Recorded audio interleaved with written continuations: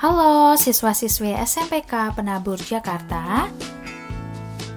Saat ini kita akan mempelajari materi baru atau bab baru dalam pelajaran biologi, yaitu mengenai sistem organisasi kehidupan. Untuk kompetensi dasarnya adalah mengidentifikasi sistem organisasi kehidupan dimulai dari tingkatan sel sampai organisme dan komposisi utama maupun organel sel yang menyusun dari sel. Tujuan pembelajaran kita yang pertama adalah siswa dapat menyebutkan nama-nama organel sel. Yang kedua, siswa dapat menjelaskan fungsi dari masing-masing organel sel. Yang ketiga, siswa dapat menyebutkan perbedaan antara sel hewan dan sel tumbuhan. Tingkatan organisasi kehidupan. Tingkatan organisasi kehidupan dimulai dari yang paling kompleks menuju yang paling sederhana, atau bisa juga dari yang paling sederhana menuju yang paling kompleks. Di antaranya, kita mulai dulu ya dari yang paling kompleks, yaitu organisme. Organisme bisa dikatakan merupakan tingkatan yang paling besar atau tingkatan yang paling kompleks. Kemudian di bawahnya adalah sistem organ. Penyusun dari sistem organ atau di bawahnya dari sistem organ adalah organ. Kemudian di bawah organ atau yang menyusun organ adalah jaringan. Dan tingkatan yang paling kecil atau yang paling sederhana adalah sel. Jadi kalau kita mempelajari tingkatan organisasi kehidupan dari yang paling sederhana, berarti kita akan memulai dari sel, kemudian jaringan, organ, sistem organ, dan organisme. Tapi kalau kita mempelajari tingkatan organisasi kehidupan, dimulai dari tingkatan yang paling kompleks menuju tingkatan yang paling sederhana, berarti kita akan mulai organisme, sistem organ, jaringan, dan sel. Sejarah sel. Sel pertama kali ditemukan oleh seorang ilmuwan yang bernama Robert Hooke pada tahun 1665. Saat itu, dia sedang meneliti sebuah sel sayatan gabus, kemudian menemukan adanya kamar-kamar kecil atau celah-celah yang kemudian diberikan nama selula. Sel sendiri memiliki pengertian adalah unit terkecil atau bagian terkecil yang menyusun tubuh makhluk hidup. Berdasarkan jumlahnya, sel dibagi menjadi dua, yang disebut uniseluler dan multiseluler. Uniseluler artinya adalah makhluk hidup yang memiliki satu sel. Contohnya ada bakteri, kemudian euglena, dan juga paramecium. Kemudian multiseluler merupakan makhluk hidup yang tersusun atas banyak sel. Contohnya hewan, tumbuhan, dan kita manusia. Kemudian berdasarkan ada tidaknya membran inti, sel dibagi menjadi prokariotik dan eukariotik, atau bisa juga disebut prokariot dan eukariot.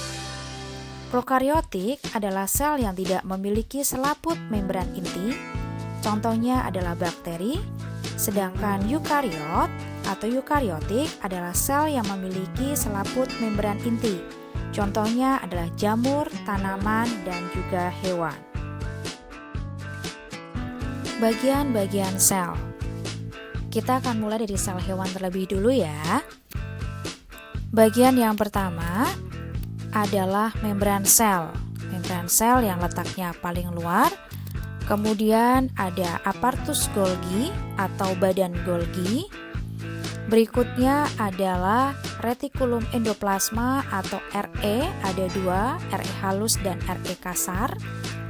Kemudian ada lisosom, dan yang besar berwarna biru di tengah ada nukleus, dan yang kecil nukleolus atau anakan inti. Kemudian ada sentriol, jika dua sentriol disebut sentrosom. Kemudian ada ribosom, bentuknya seperti titik-titik pada gambar yang kita lihat. Kemudian mitokondria, sitoplasma, dan vakuola. Disebut RE halus jika pada RE atau retikulum endoplasma tidak terdapat ribosom. Namun jika pada RE terdapat ribosom, maka disebut sebagai RE kasar. Kemudian kita akan belajar pada sel tumbuhan.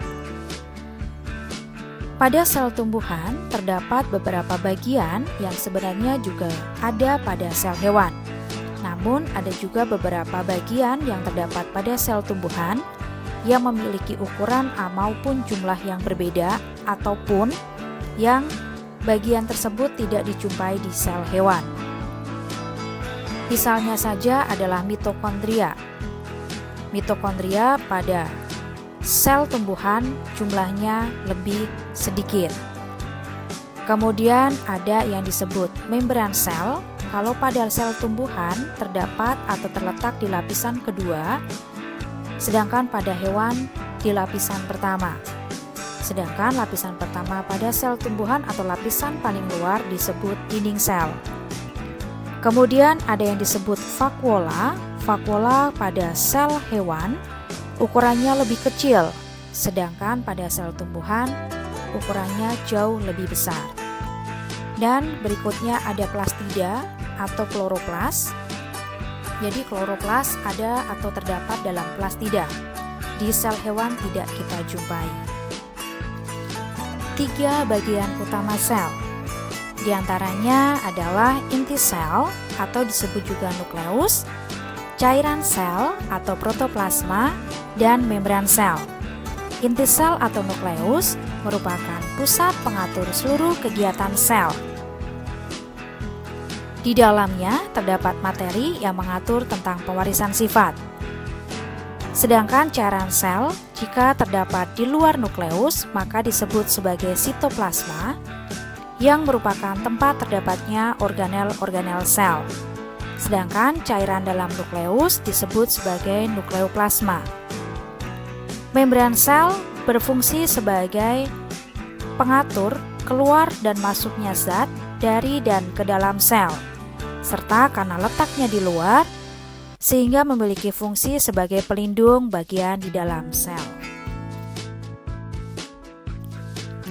Berikutnya kita akan pelajari tentang fungsi lain dari organel-organel sel atau bagian-bagian sel. Yang pertama adalah sentriol, berfungsi atau berperan dalam proses pembelahan sel. Berikutnya ada dinding sel yang bertugas untuk melindungi bagian dalam sel serta menjaga bentuk sel. Jadi, dinding sel ini akan membuat sel menjadi bentuknya tetap dan kaku, sehingga pada sel tumbuhan bentuknya tidak berubah-ubah. Berikutnya ada retikulum endoplasma, yaitu adalah alat penghubung inti sel dengan sitoplasma, dan juga berfungsi sebagai alat transportasi. Alat transportasi protein adalah RE kasar, sedangkan RE halus berfungsi untuk alat transportasi lemak. Dan berikutnya ada ribosom, yaitu adalah tempat berlangsungnya sintesis protein. Berikutnya ada lisosom, berfungsi sebagai penghasil dan penyimpan enzim pencernaan seluler.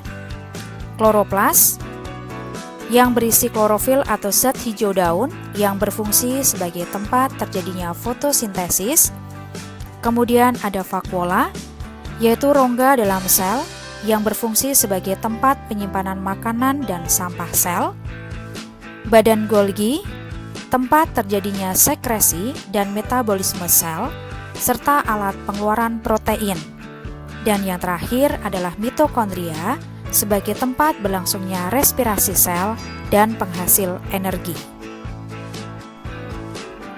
Berikutnya kita belajar mengenai perbedaan sel hewan dan sel tumbuhan. Tentunya kalian sudah bisa untuk menyebutkan apa saja sih perbedaan sel hewan dan sel tumbuhan, karena kita sudah mempelajari mengenai bagian-bagian yang terdapat pada kedua sel tersebut. Yang pertama, yaitu adalah kloroplas. Kloroplas sendiri hanya terdapat pada sel tumbuhan. Berarti pada sel tumbuhan memiliki kloroplas, sedangkan pada sel hewan tidak memiliki kloroplas. Kemudian berikutnya ada dinding sel. Dinding sel terdapat hanya pada sel tumbuhan, sel hewan tidak memiliki. Dinding sel inilah yang menyebabkan bentuk dari sel tumbuhan tidak dapat berubah-ubah atau kaku, sedangkan pada sel hewan tidak. Pembeda yang ketiga adalah sentriol. Sentriol hanya terdapat pada sel hewan, sedangkan sel tumbuhan tidak memiliki. Yang keempat adalah lisosom. Lisosom ada pada sel hewan, sel tumbuhan ada beberapa yang memiliki, tapi sebagian besar tidak memiliki lisosom. Kemudian mitokondria. Mitokondria keduanya ada, tetapi pada sel hewan mitokondria jumlahnya lebih banyak dibandingkan dengan sel tumbuhan. Berikutnya ada vakuola. Keduanya memiliki vakuola, namun pembedanya adalah pada sel hewan vakuolanya berukuran kecil, sedangkan pada tumbuhan vakuolanya berukuran besar. Kemudian yang terakhir bentuk, seperti tadi berhubungan dengan dinding sel, maka bentuk sel hewan dapat berubah bentuk, sedangkan sel tumbuhan tidak dapat berubah bentuk atau kaku dan bentuknya tetap sama. Demikian untuk materi mengenai pertemuan kita hari ini, materi mengenai sel. Jangan lupa ya untuk melengkapi tugas LKS-nya yang diberikan oleh Bapak Ibu Guru. Silakan kalian lebih belajar, atau jika kalian masih belum paham, kalian bisa menanyakan kepada Bapak Ibu Guru pengajar kalian masing-masing. Terima kasih, semangat tetap belajar, Tuhan Yesus memberkati.